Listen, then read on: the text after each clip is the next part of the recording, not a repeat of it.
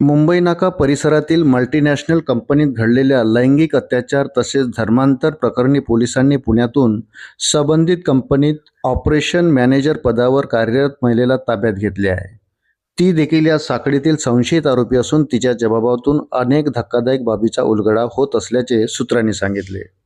दरम्यान पोलिसांनी हे प्रकरण अत्यंत जलदपणे उघडकीस आणले असून याची गंभीर दखल घेतली जाईल असे मुख्यमंत्र्यांनी माध्यमांशी बोलताना स्पष्ट केले।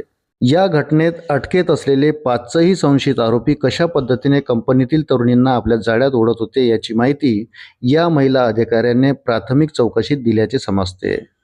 कंपनीतील एका 25 वर्षीय तरुणाचे अटकेतील संशयित आरोपींनी धर्मांतरण करण्याचा प्रयत्न केल्याचा आरोप आहे। याच तरुणाने पोलिसांकडे तक्रार दिल्याने प्रकरणाचा भंडाफोड झाला।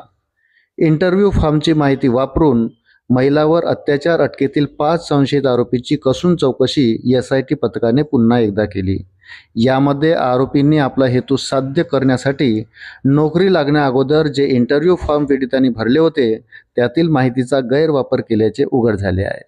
अशाच नवनवीन अपडेट्ससाठी व्हिडिओला लाईक आणि चॅनलला सबस्क्राईब जरूर करा। धन्यवाद।